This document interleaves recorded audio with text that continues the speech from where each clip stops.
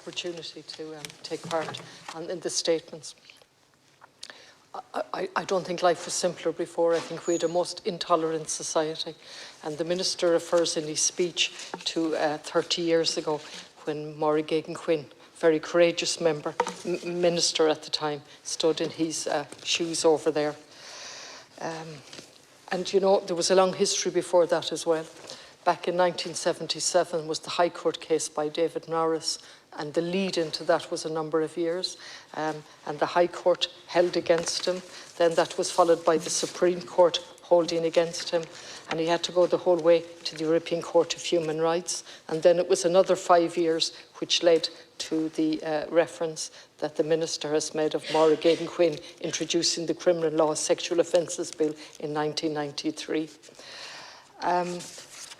So I'm going to come back to conversion therapy in a minute and just say in a previous life I worked as a psychologist, and I always found it abhorrent, the whole idea and practice of conversion therapy, but I'll come back to that.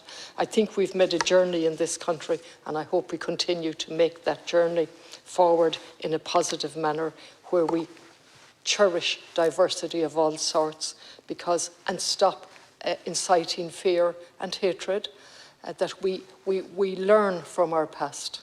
And my time is short, so I won't go into that past. I could go on a lot about the intolerance of previous societies, but I won't today. I want to thank the library, as always, for their briefing paper. And they actually highlight that Ireland was to the forefront in changing our laws in 2015, which is over 8 years ago now. We became the first country in the world to legalise same-sex marriage with the introduction of the 34th Amendment of the Constitution and the Gender Recognition Act, which allowed for self-declaration in relation to gender, with this particular procedure for children under 18 years of age, and all of that was very welcome, and we were to the forefront in relation to that. I welcome the Minister's speech today in relation to the review that's been carried out, and hopefully it will be published soon, in relation to the Employment Equality Acts and the Equal Status Act, which already provide for no discrimination on a number of grounds, and hopefully they will be extended to include non-binary and other areas where it needs to be extended. Just going back to the Minister's speech in relation to conversion therapy, and he's telling us that legislation will be brought before us as a matter of urgency. I very much welcome that.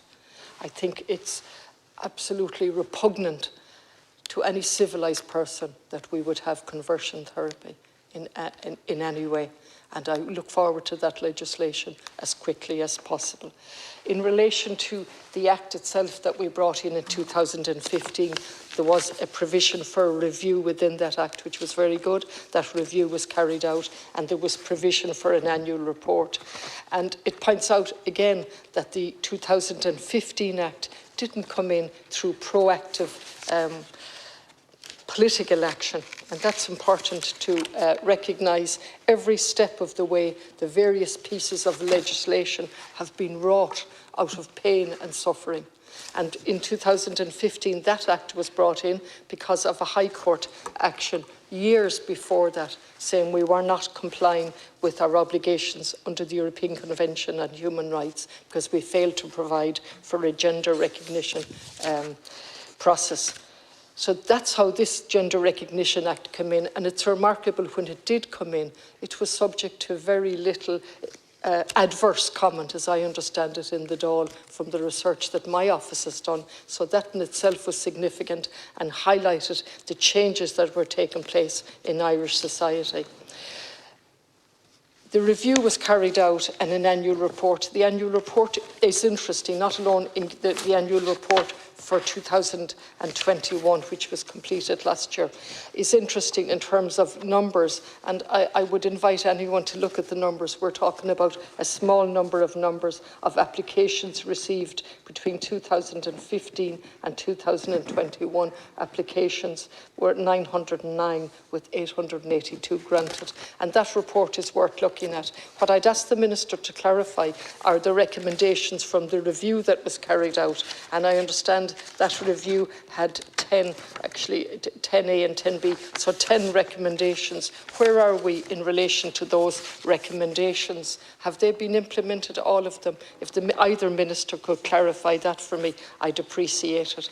However, notwithstanding the progress we have made in terms of legislation and in terms of rights, we still have a long way to go, and unfortunately there is still an environment of othering people that are different and treating them discriminatory. And I think that is really unacceptable on every level, and the figures are just appalling in terms of the violence and harassment suffered by people from the LGBTQI community, and it's unacceptable. Now, I know that the hatred bill is going through the Dáil. I have difficulties with that myself, for a number of reasons that were highlighted by the Irish Council for Civil Liberties.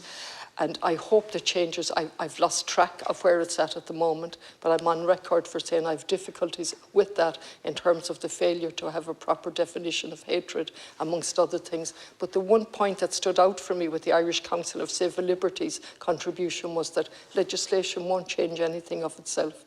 We need to create a different type of environment and a different type of culture where tolerance is uppermost. Thank you very much, Deputy. Now